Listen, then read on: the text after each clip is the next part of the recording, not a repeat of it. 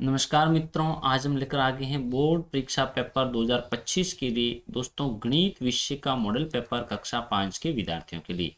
तो दोस्तों एग्जाम की दृष्टि से ये मॉडल पेपर बहुत ही इंपॉर्टेंट रहने वाला है। तो आपको वीडियो को कंप्लीट देखना है और पूरे मॉडल पेपर को सही ढंग से समझना है। और यदि किसी क्वेश्चन में आपको कोई कंफ्यूजन रहता है तो आप हमें कमेंट कर सकते हैं। आपके लिए कमेंट अवेलेबल है और आपके कमेंट का आंसर बहुत जल्द दिया जाएगा। तो चलिए बिना टाइम वेस्ट किए इस मॉडल पेपर को हल करना हम स्टार्ट करते हैं। तो दोस्तों क्वेश्चन नंबर है फर्स्ट। जो कोण समकोण से छोटे होते हैं खाली जगह कोण कहलाते हैं। यानी दोस्तों आपको बताना है कि जो भी कोण है वो समकोण से छोटे होते हैं उसे हम क्या कहते हैं।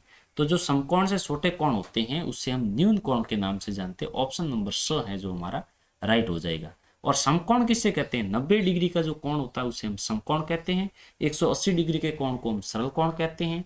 जो कोण समकोण से बड़ा और सरल कोण से छोटा होता है उसे हम अधिक कोण के नाम से जानते हैं। तो ये कोण से संबंधित जितने भी पॉइंट थे आपके क्लियर हो गए हैं। उसके बाद में क्वेश्चन सेकंड।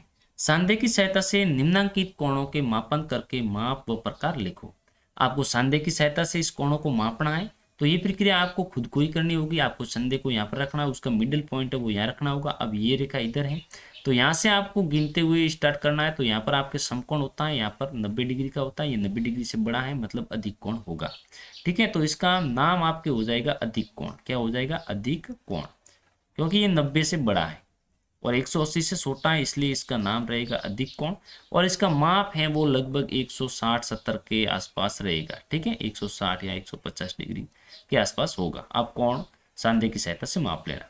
सांदे की सहायता से यदि आप इसे मापोगे तो ये आपको नजर आ रहा है समकोण यहाँ होता है, इस प्रकार से यहाँ समकोण होता है इस प्रकार से। तो ये समकोण से छोटा है, तो समकोण से छोटा कोण होता है वो क्या होता है? न्यून कोण। हमने पहले क्वेश्चन में इसे कवर कर लिया है, न्यून कोण। तो इसका प्रकार तो हो गया न्यून कोण। और सांदे की सहायता से ये आप इसको मापोगे तो इसका माप लगभग 50 डिग्री के आसपास होना चाहिए। आप सांदे की सहायता से ये अपनी बुक के अंदर जो भी कोण है उसको मापने की प्रैक्टिस कर लेना। तो चलिए आगे के क्वेश्चन पर हम चलते हैं, जो क्वेश्चन नंबर रहेगा हमारा तीसरा। 1003 खाली जगह 1005 के 20 की संख्या। तो 1003 और 1005 के बीच में कौन आएगा? 1004 आएगा। ठीक है ना।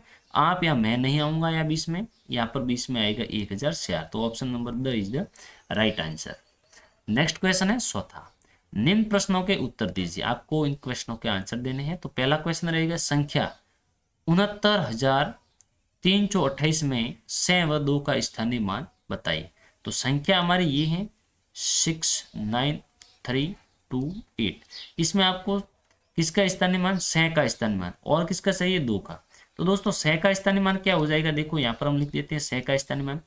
6 का स्थानीय मान ज्ञात करना है तो इस प्रकार से 6 लिख दो और इसके पीछे इकाई अंक की साइड में कुल कितने अंक है ये आपको गिनना। 1 2 3 4 है तो यहाँ पर 4 जीरो लगा दो। 1 2 3 4 यानी 60,000। 6 का स्थानीय मान 60,000 हो गया। और 2 का स्थानीय मान ज्ञात करना है तो आप 2 लिख दो।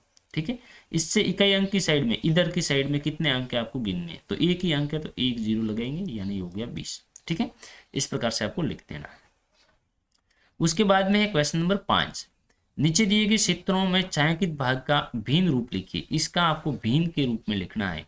तो हम देखेंगे इसमें छायांकित किया हुआ कितना भाग है? एक भाग छायांकित किया हुआ तो हम 1 लिख देंगे और बट्टा लगा देंगे। अब इसमें कुल भाग कितने ये गिनेंगे। 1 2 3 4 5 है तो बट्टे में आ जाएगी 5 यानी 1/5 इसका छायांकित भाग होगा। इसको ज्ञात करना है तो हम पहले इसके छायांकित भाग कितने गिन लेंगे। 1 2 3 4 5 है तो अंश में 5 लिख देंगे और बट्टा कुल भाग कितने हम गिन लेंगे। 1 2 3 4 5 6 7 8 तो बट्टे में आपके आ जाएगा 8। 5/8 ये इसका आंसर हो जाएगा। नेक्स्ट क्वेश्चन हमारा है प्रश्न संख्या 6। दी गई भिन्नों के अंश व हर को क्रमश 2 3 और 4 से गुणा कीजिए। यानी इसको आपको 2 से गुणा करना है, इसको 3 से और इसको 4 से।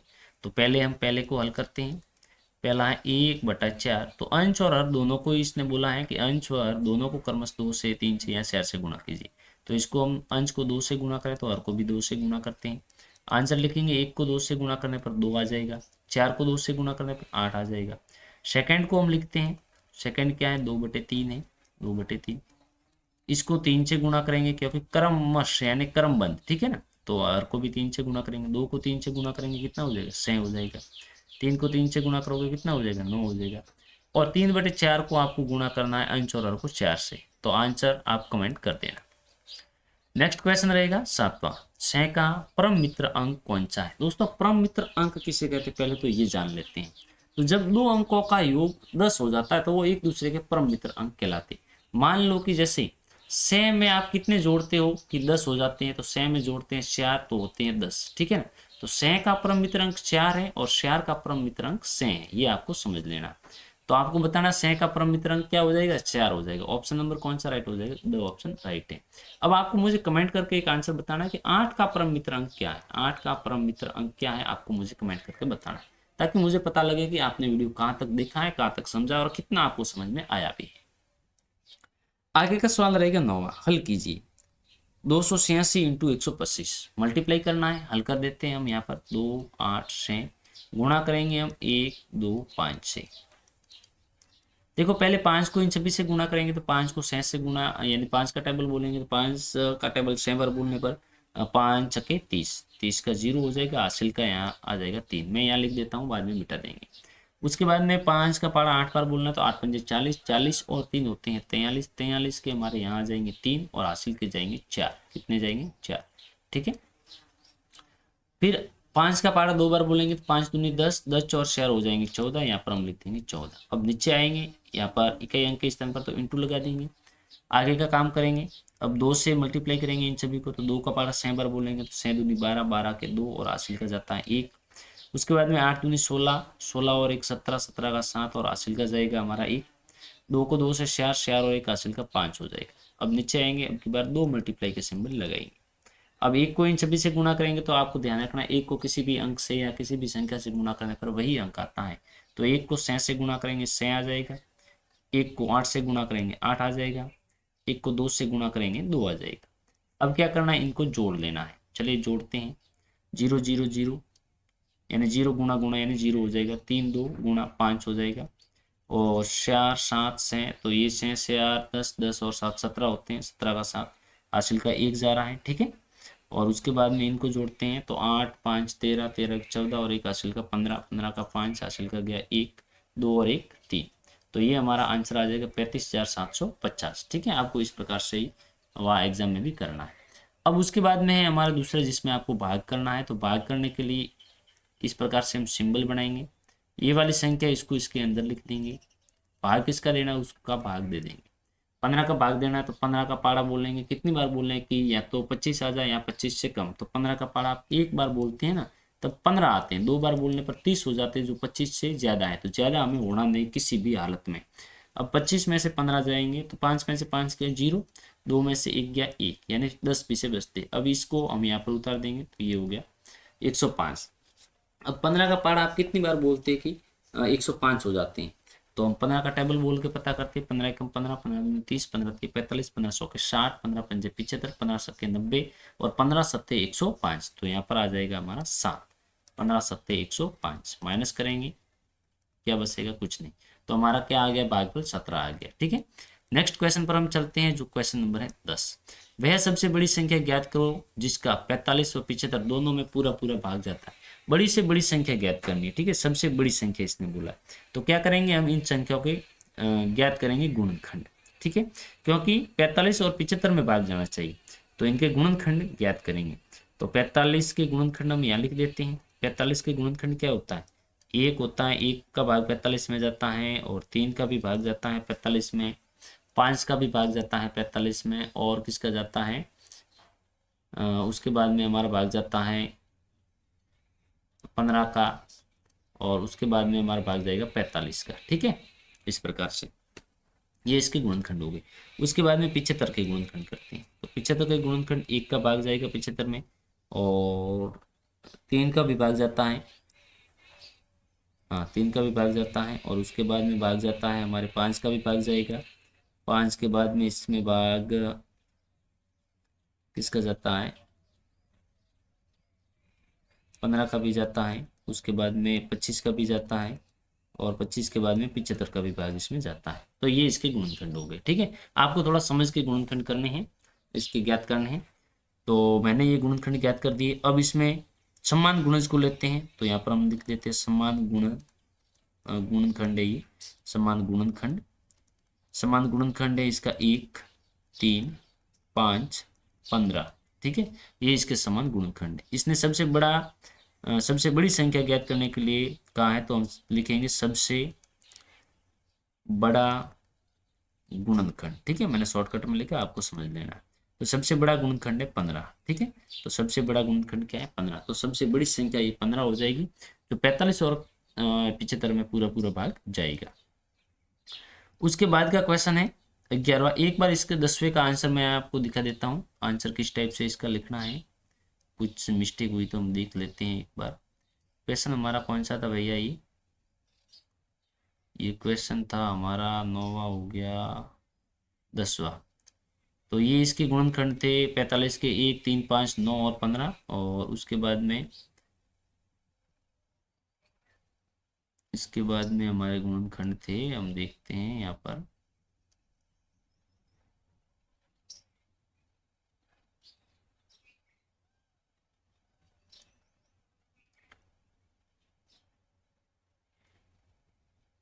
ये 45 के गुणनखंड इस प्रकार से 1, 3, 5, 15, 25, 75। तो 45 व 75 के समान गुणनखंड 1, 3, 5, 15 था, और इस गुणनखंड में सबसे बड़ी संख्या 15 हो जाएगी। ठीक है, इस प्रकार से ये आपके आंसर हो जाएगा। उसके बाद में हमारा 11वां क्वेश्चन है। तो 11वें क्वेश्चन को हल करने से पहले मैं एक बार चेक करता हूँ कि पीछे कोई क्वेश्चन को हमने छोड़ा तो नहीं है। मुझे डाउट लग रहा है कि मैंने एक क्वेश्चन को छोड़ दिया है, लेकिन ऐसा ही बात नहीं है। चलिए हम 11वें क्वेश्चन को हल करते हैं। निम्नलिखित प्रश्नों को हल कीजिए। छूटे हुए अंकों को लिखिए। छूटे हुए अंक इनकी पूर्ति करनी है, ये प्लस हो रहा है। तो 5 में वो दोस्तों कितने जोड़े? 7 हो जाए तो 2 जोड़ देंगे, सीधी सी बात है। अब 8 में कितने जोड़ेंगे? 9 हो जाए तो 1 जोड़ देंगे। ये हो गया इसका आंसर, सिंपल है। उसके बाद में रमेश ने अपने बैंक खाते में जनवरी माह में 4875, जनवरी में कितने जमा किए? यहाँ लिख देते हैं जनवरी माह में इसने जमा किए 4875 रुपये। फरवरी माह में 2156, तो यहाँ पर हम लिखते हैं फरवरी माह कितने? 2156। आगे ये क्या बता रहा है? बताओ उसने 2 माहों में कुल कितने रुपए जमा करवाए। कुल ज्ञात करना है तो हमें पता है जोड़ करते हैं। ठीक है, अलग अलग मान है और कुल ज्ञात करना जोड़ करते, तो इनकी जोड़ कर देंगे। 5 और 6 हमारे हो जाएंगे 11 का, 1 हासिल का जाएगा 1, 7, 5, 12 और 1 हासिल का 13 हो जाएगा। हासिल का वापस से गया 1, 8 और 1 9 और 1 हासिल का 10, हासिल का वापस से 1, 4, 2, 6 और 1 हासिल का 7, तो 7031 रुपये हो जाएंगे। ठीक है, उसके बाद में सेकंड क्वेश्चन है 9621 में से 8372 को घटाइए। आपको माइनस करना, सीधी सी बात है। 1 में से 2 जाते नहीं हैं, उधार लेना पड़ेगा। 2 ने इसको उधार दिया तो यहाँ हो गए 11।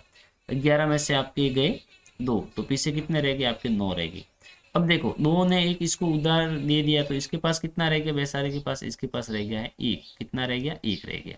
अब 1 में से 7 नहीं जाता तो ये उधार देगा, तो इस 4 के पास रह जाएगा 3, और यहाँ पर हो जाएगा 11। 11 में से 7 गए तो 7 से 8, 9, 10, 11, पीछे रहते हैं 4। कितने रहते हैं? 4। 3 में से 3 0 गया, 9 में से 8 1। ठीक है, इस प्रकार से इसका हल हो जाएगा। उसके बाद में 12वां क्वेश्चन है दोस्तों, 2 घंटे में से 1 घंटा और 30 मिनट को घटाने पर शेष क्या बचता है? भाई 2 घंटे हैं, तो 2 घंटे में कितनी मिनट होती हैं? 1 घंटे में 60 होती है, 2 घंटे में होती है 120 मिनट। ठीक है, तो 1 घंटा और 30 मिनट इसमें से घटाना। 1 घंटा और 30 मिनट, 1 घंटे में 60 होती है और वापस से 30 मिनट, तो 60 और 30 हो गए 90। 90 इसमें से माइनस कर दो, तो पीछे आपके कितने बचते हैं? 30 बचते हैं। तो पीछे कितनी मिनट रहेगी? 30 मिनट, यानी आधा घंटा। नेक्स्ट क्वेश्चन हमारा रहेगा 13। 2 लीटर 500 मिलीलीटर मापने के लिए दुकानदार निम्न में से किस माप का उपयोग करेगा? दुकानदार को 2 लीटर और 500 मिलीलीटर मान लो दूध नापना है, तो वो किस माप का उपयोग करेगा? तो 2 लीटर 300 मिलीलीटर तो उपयोग कर नहीं सकता, 2 लीटर का भी उपयोग नहीं करेगा, 1 लीटर 500 का भी उपयोग नहीं करेगा। 2 लीटर 500 यानी ये 2 लीटर 500 मिलीलीटर होता है। Option number the is the right answer. उसके बाद में है क्वेश्चन नंबर 14।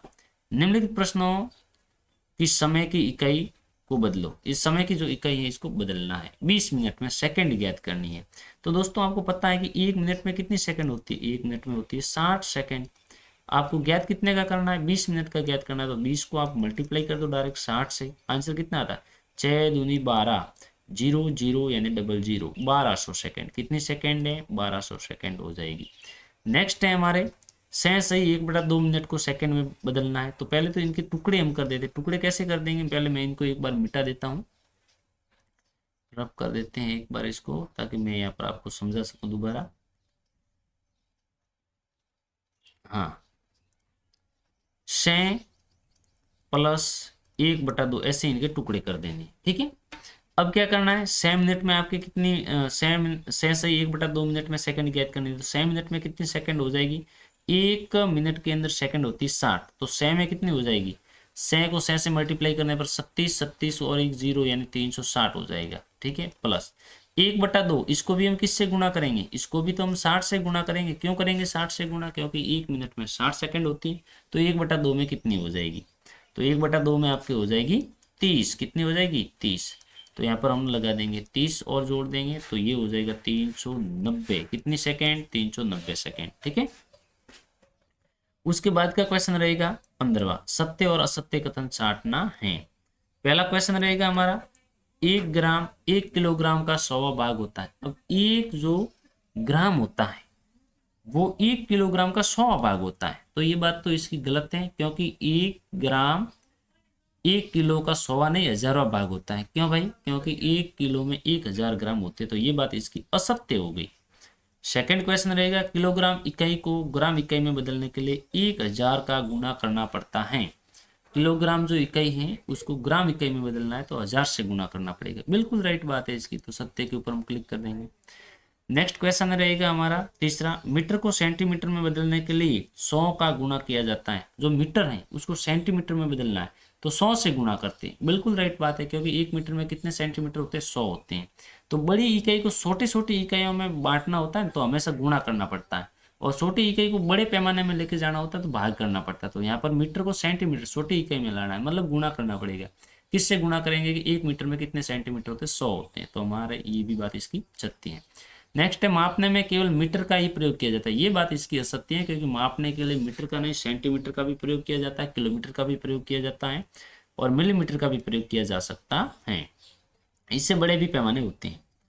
उसके बाद में 16 क्वेश्चन, बिल नंबर 108 दिनांक 30/10/24 को उन्नत बीज भंडार कनवास से भीमराज ने 5 किलोग्राम मक्का बीज और ये कुछ लिया है उसने 37 रुपये 25 पैसे प्रति किलोग्राम की दर से, और 35 किलोग्राम यूरिया 45 रुपये प्रति किलोग्राम की दर से, 1 लीटर कीटनाशक 235 रुपये प्रति लीटर की दर से खरीदा है। तो उपयुक्त जो सामग्री को इस बिल के फॉर्मेट में आपको दर्शाना है, तो इसको आप कुछ इस टाइप से दर्शा दोगे। मैं यहाँ पर आपको दिखा देता हूँ इसका बिल फॉर्मेट किस टाइप से रहेगा।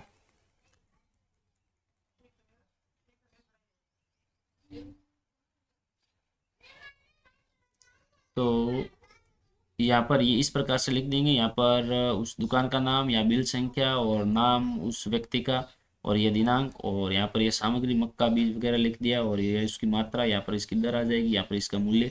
ये जो मूल्य आता है ये इन दोनों को मल्टीप्लाई करने पर ही आता है, और इन सभी को जोड़ने पर ये आंसर हमें प्राप्त होता है यहाँ पर, ठीक है। जो हमारा ये क्या कहलाता है, कुल योग कहलाता है, ठीक है। और उसके बाद में अक्षरे रुपये यहाँ पर हिंदी में लिख देंगे, और कुछ भूल चूक लेन देन माफ, और यहाँ पर हस्ताक्षर, इस टाइप से इस फॉर्मेट में हम इसको लिखते हैं। उसके बाद के क्वेश्चन को हम हल करने के लिए चलते हैं।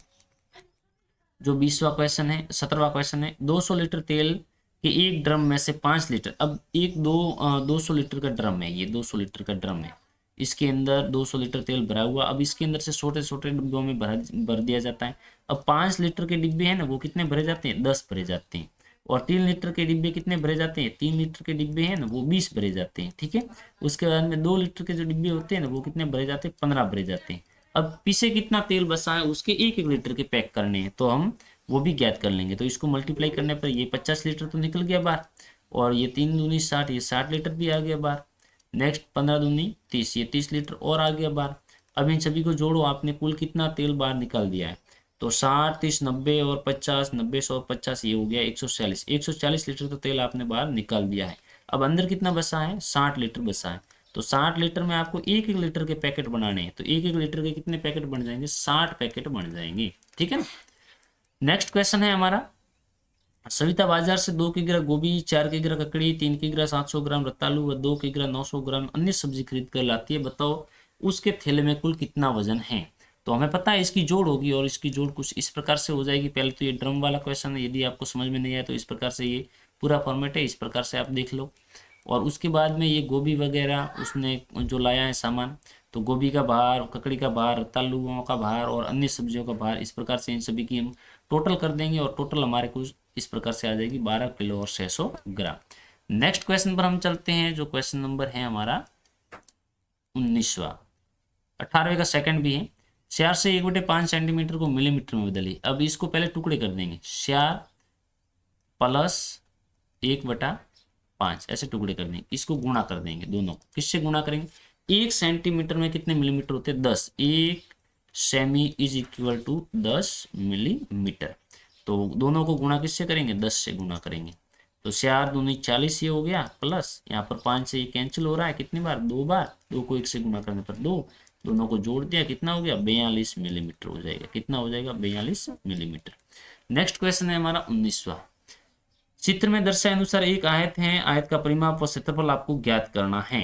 ठीक है, तो ये आयत है, इसका परिमाप ज्ञात करना है। परिमाप ज्ञात करने के लिए आयत का परिमाप ज्ञात करने का सूत्र होता है 2 × कोष्टक लंबाई प्लस चौड़ाई, और इसका क्षेत्रफल ज्ञात करने का सूत्र होता है लंबाई गुणा चौड़ाई, लंबाई गुणा चौड़ाई। आपको फटाफट से इसको समझ लेना है, एग्जाम में आपको थोड़ा सही ढंग से लिखना है। तो यदि परिमाप ज्ञात करेंगे तो ये हो जाएगा 2, लंबाई इसकी है 5 प्लस चौड़ाई है इसकी 3, 2 के 2 गुणा कोष्टक पहले हल हुआ तो 5 3 8 हो गया, 8 दूनी 16, 16 सेमी, ये तो इसका परिमाप। और इसका क्षेत्रफल ज्ञात करना है लंबाई इंटू चौड़ाई, तो 5 को 3 से गुणा करने पर 15 वर्ग सेमी हो जाएगा। ठीक है, नेक्स्ट क्वेश्चन है हमारा जो 20वां क्वेश्चन रहेगा। यहाँ पर पैटर्न को आगे बढ़ाना है, तो ये इस प्रकार से तीर है, फिर नीचे हुए, फिर इधर हुए, तो एक बार ऊपर होंगे, तो ऑप्शन नंबर कौन सा राइट हो जाएगा? तो ऑप्शन राइट है। उसके बाद में यदि एक डॉट का मतलब 5 पेन है तो 3 डॉट का मतलब कितना हो जाएगा? एक का मतलब 5 है तो 3 का मतलब 5 दिया 15 हो जाएगा। Option number B is the right answer. Second, उसके बाद में 22वां क्वेश्चन है। 22वें का फर्स्ट है, जुलाई से दिसंबर माह की छुट्टियों की संख्या स्तंभ चार्ट बनाइए तथा निम्न प्रश्नों के उत्तर दीजिए। यहाँ पर ये जो कुछ दिया गया है, कुछ क्वेश्चन दिए गए, किस माह में सबसे ज़्यादा छुट्टी हैं? सबसे ज़्यादा है नवंबर में। और किस माह में सबसे कम छुट्टियां हैं? सबसे कम छुट्टियां हैं जुलाई में। और अगस्त या दिसंबर में से कौन से माह में ज़्यादा छुट्टियां हैं? तो अगस्त और दिसंबर की बात करें तो दिसंबर में ज़्यादा छुट्टियां हैं। और इसका पाई चार्ट आपको कुछ इस टाइप से बना लेना है। इसका मैंने ऑलरेडी एक अलग से वीडियो बनाया हुआ है, उस वीडियो को जाकर आपको एक बार अवश्य देख लेना ताकि आपको ये सही ढंग से समझ में आ जाए। तो ये पाई चार्ट आपके कुछ इस प्रकार से बन जाएगा, इस प्रकार से ही। ठीक है, यहाँ पर ये महीने आ जाएंगे और यहाँ पर इसके जो छुट्टियों की संख्या आ जाएगी। उसके बाद के क्वेश्चन पर हम चलते हैं, यदि कोई क्वेश्चन है तो, और नहीं है तो कोई बात नहीं।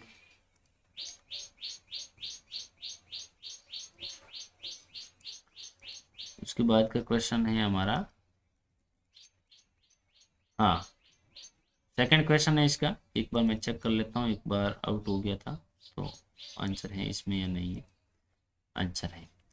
नेक्स्ट है, नीचे दिए गए संख्या पैटर्न को 2 पद आगे बढ़ाए, 2 पद और इसके आगे बढ़ाने, तो 10 20 30 40, तो क्या हो जाएगा? 50 और 60। 4 7 11 16, इसमें देखो, इसमें कितने जुड़े? 3 जुड़े, इसमें कितने? 4, इसमें कितने जुड़े? 5 जुड़े, तो अब कितने जुड़ेंगे? 6, तो 6 और तो ये हो जाएगा 22। कितना हो जाएगा? 22। 16 में 6 जोड़ेंगे तो 22, और अब की बार जुड़ेंगे, इसमें 6 जुड़े तो अब की बार जुड़ेंगे 7, तो ये हो जाएंगे 29। ओके, तो इस प्रकार से ये मॉडल पेपर था हमारा, और आशा करते हैं कि ये वीडियो आपको बहुत अच्छा लगा होगा। यदि वीडियो अच्छा लगा है तो वीडियो को लाइक करें और चैनल को सब्सक्राइब करना बिल्कुल ना भूलें। अब हम मिलेंगे किसी और वीडियो में, तब तक के लिए आप सभी को हमारी तरफ से जय हिंद दोस्तों, वंदे मातरम। अपने दोस्तों तक इस वीडियो को अवश्य शेयर करें।